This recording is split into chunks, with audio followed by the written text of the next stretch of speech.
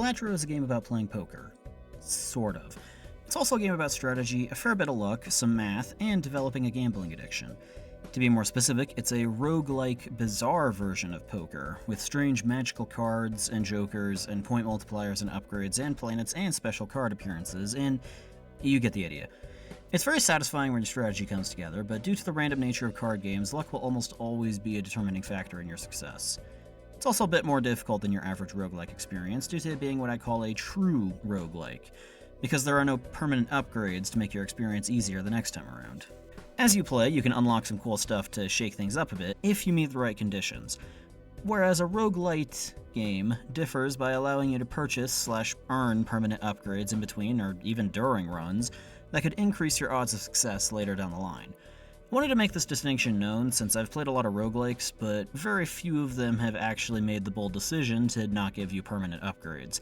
Balatro is one of those rare examples. This distinction, plus the unpredictable nature of it being a card game, can potentially result in Balatro feeling a little daunting to get into compared to other roguelikes, but it's absolutely an experience I'd recommend if it sounds at all intriguing to you. So why don't we start getting into the details so you can make that decision.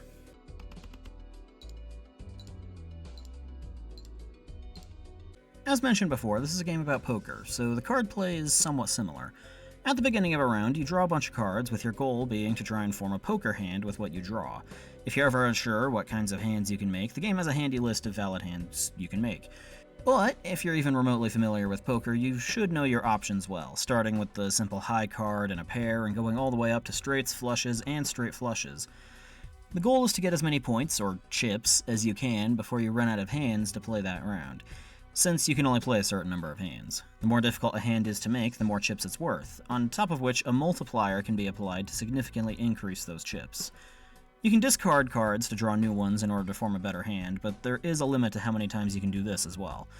You'll eventually have to play some hands and hope for better cards to be drawn, so hopefully luck is on your side. If you manage to earn the amount of chips you need, you will win the round and move on to the next. You'll also be rewarded with money to spend in the shop, with you getting a default reward that can vary, as well as bonuses for how many hands you have left, and additional interest based on how much money you already have. But what can you buy with this money?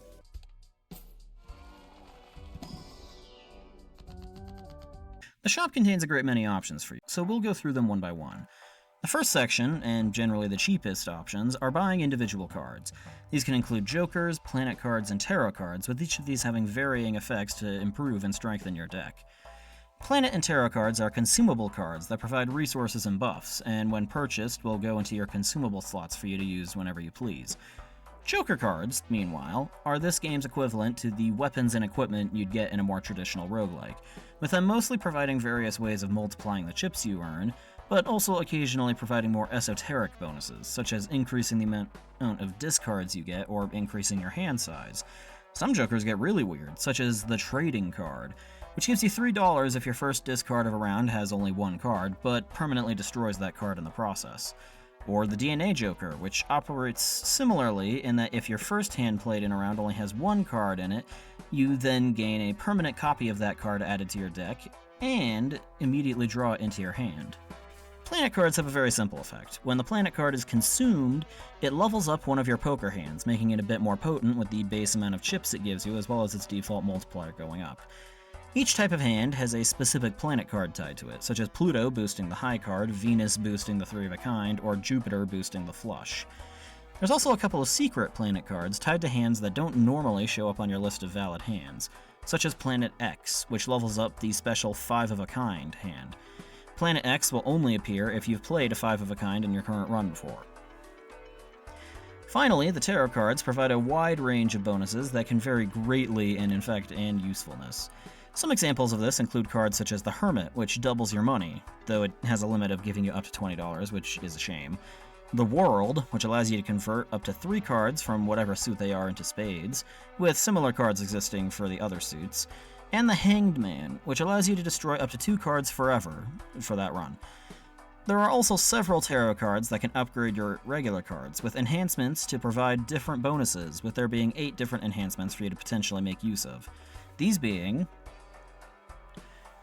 bonus cards that give you 30 additional chips when played, multiplier cards that give you +4 multiplier instead, wild cards which count as any suit, great for getting flushes, glass cards that double your multiplier but have a 1 in 4 chance to shatter into pieces when played, steel cards that increase your multiplier by 50% when held in your hand and not played, stone cards that have no number or suit and just give you 50 chips, these ones suck, gold cards that give you $3 if they are held in your hand specifically at the end of a round, and finally lucky cards, which when played have a 1 in 5 chance to give you plus 20 multiplier, and a 1 in 15 chance to give you $20. Past all of this, we have the option to re-roll the card options in the shop, with a price that starts at $5 and goes up by 1 every time you use it in the current shop. Next, there are the booster packs, which are usually a bit more expensive than buying singular cards, but tend to be more worthwhile as well.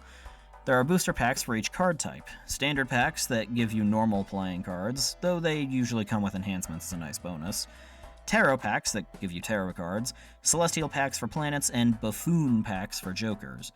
Booster packs tend to come in 1 to 3 sizes, with regular packs giving you 2 to 3 card options that you can take 1 from, jumbo packs providing 4 to 5 card options, though you still only get to take 1 card, and the rare mega packs, giving you 4 to 5 options as well, but allowing you to pick 2 cards to take with you instead of 1, though naturally the bigger the pack, the higher the price.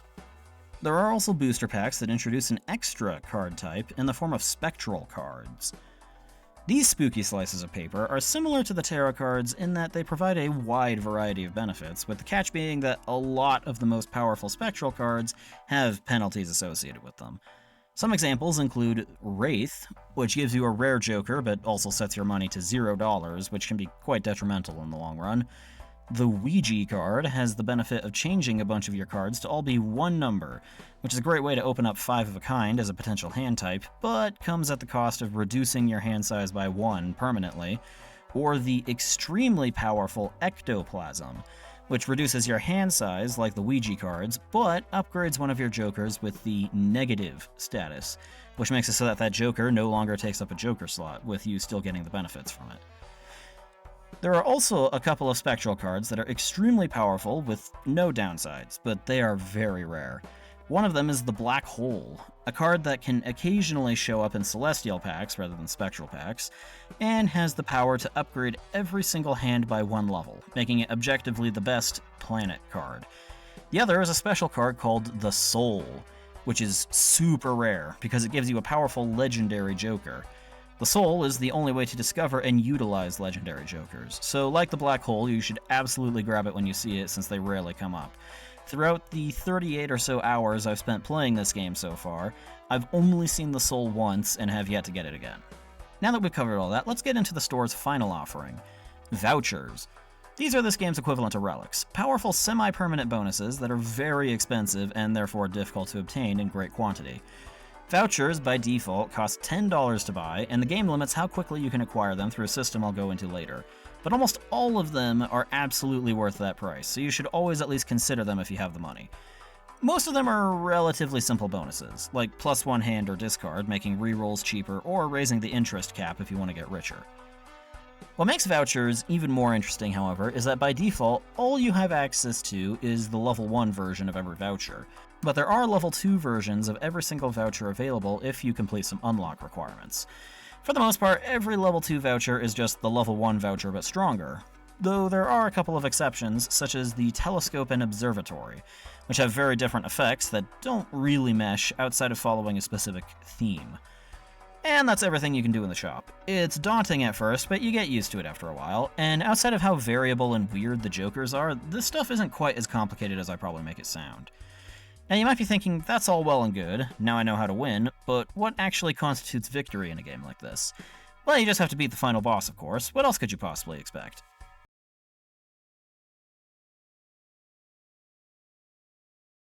On the face of it, boss fights in a poker game might sound a little silly, and they definitely are to an extent, but they'll make a lot more sense in a couple of minutes.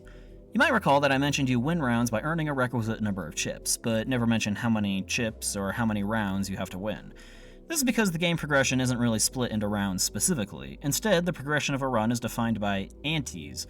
When you start a game, you begin in ante 1, and you play rounds until you make it to ante 8. A single ante is made up of 3 rounds: the small blind, the big blind, and the boss blind. The small blind is quite simple. Earn a certain number of chips, and then you move on. Big blind is the same, except the point requirement is 50% higher, and the boss blind is typically double what the small blind asks, but with a twist. The game has a large variety of different boss blinds, 23 to be exact, and each ante, one of these bosses is randomly selected for you to play against. Each boss applies some sort of modifier to the round in order to complicate things, with the end goal being, of course, to trip you up and make you lose so you have to start over. These modifiers, once again, vary wildly in both effect and effectiveness, with some bosses simply disabling a specific suit so you're penalized for using those cards, while some tougher ones force you to draw cards face down, making it nearly impossible to tell what's in your hand, or penalize you for playing the same hand type more than once, or, possibly worst of all, permanently decrease the level of whatever hand you play, which has the potential to cripple a run so badly that even if you beat the boss, you could very well lose on the next round. But if you do manage to overcome the boss blind, you get a bunch of money as well as ante up, meaning you go back to the small blind and work your way through the process again, over and over until you reach ante 8. But what if there was a way to speed things up a little? Well, wouldn't you know it, there is. If you decide you don't actually want to play through the full 24 rounds, which admittedly does take a while, you always have the option to skip blinds. You might think this would handicap you a bit, since you're missing out on a payday and a visit to the shop, and while that isn't wrong, the game does help soften the blow with an extra resource called tags. Every small blind and big blind will have a tag applied to it that provides a bonus of some kind, but only if you skip that blind. Some examples of what these tags can do is making jokers in future shops free, as well as guaranteeing certain modifiers on them, instantly getting a free mega pack of some kind, being given a bunch of money immediately based on a certain condition, such as how many hands you've played or how many blinds you've previously skipped, and the double tag. Kinda explains itself. I will also mention, though I'm sure this won't be surprising, that you can't skip boss blinds, since that would be kinda weird. The final important thing to mention here is that Ante 8 is a bit different from the previous Antes in that the boss blind will be a final boss blind instead, with there being a unique selection of 5 different final bosses you can end up playing against, so I'll go over each one now. The Crimson Heart has a relatively simple effect of disabling one random joker every hand, which is certainly annoying, but depending on your setup probably won't impact you too horribly.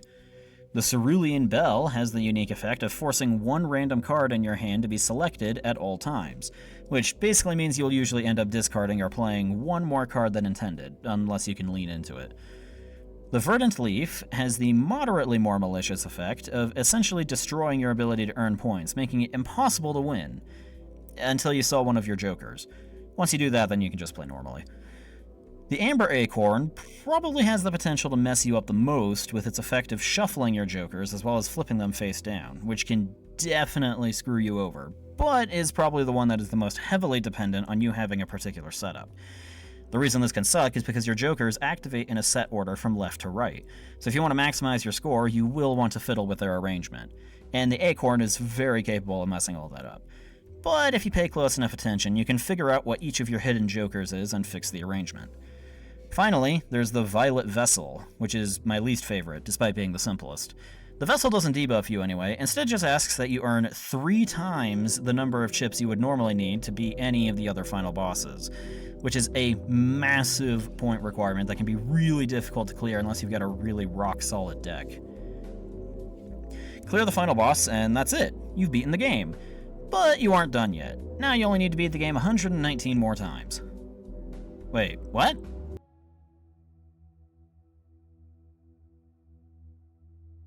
As is the case with every roguelike ever made, beating the game once is far from the end, and Balatro is no exception to that rule.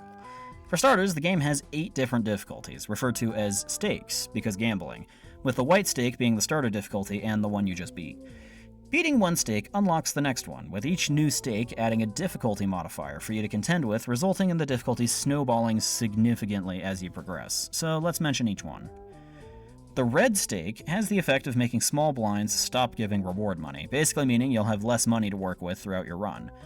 The green stake increases the escalation of point requirements, meaning your decks are going to have to get stronger faster for consistent success. The black stake introduces the concept of applying stickers to jokers to make them worse in some capacity, with this first one being the eternal sticker. If a joker has an eternal sticker applied to it, then once acquired, it cannot be destroyed or sold, so you better be damn sure you want that joker. That said, there are ways of making this work in your favor, since their indestructibility means that, for example, spectral cards that would destroy jokers now have fewer jokers to destroy.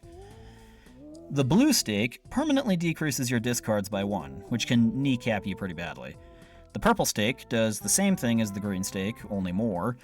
The orange stake introduces the second sticker, making jokers perishable.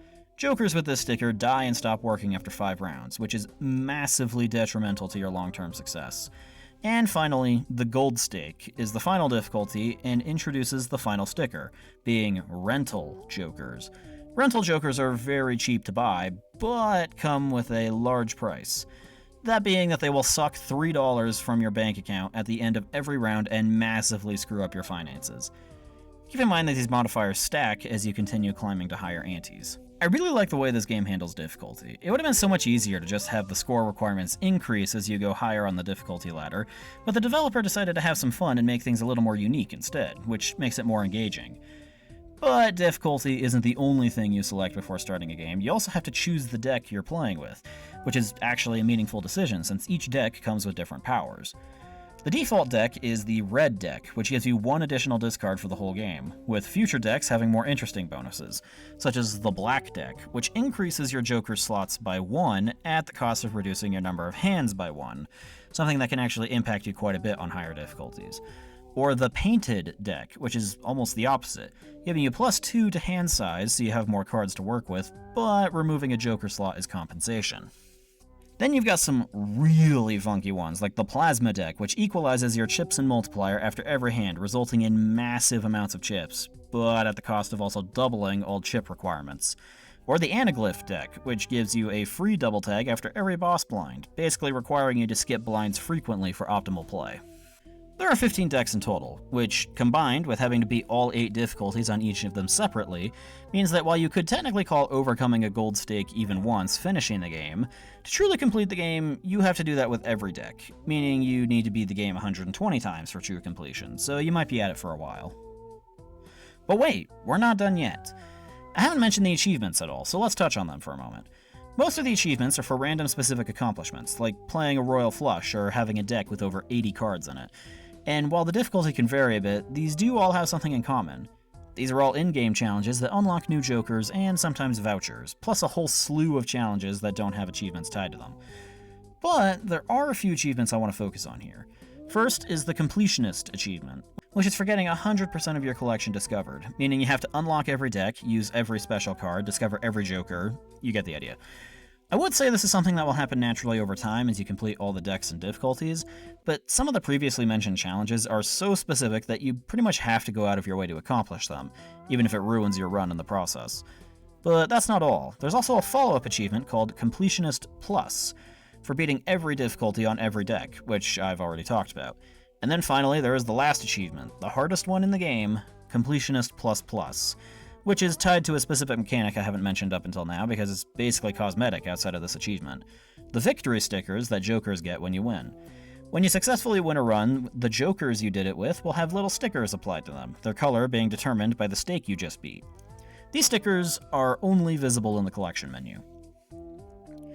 So if you beat the red stake, for example, the jokers you had at the end will get red stickers in the collection. Then, if you beat the purple stake with those same jokers, the red stickers will be replaced with purple stickers since it's a higher difficulty. The Completionist Plus Plus achievement asks you to manage the monumental feat of getting a gold sticker on every joker, which means beating the gold stake with every single joker at least once. There are 150 jokers in total. Have fun. There's also a separate challenge mode where you can play modified runs with special rules that shake things up even more. Some of them massively change the game, and those can be pretty fun. You unlock them after beating the white stake with 5 different decks, and while there are 20 challenges in total, only 5 of them are available initially, with a new one opening up every time you beat a different challenge. There is also an achievement for beating all of them, so they're worth trying to figure out.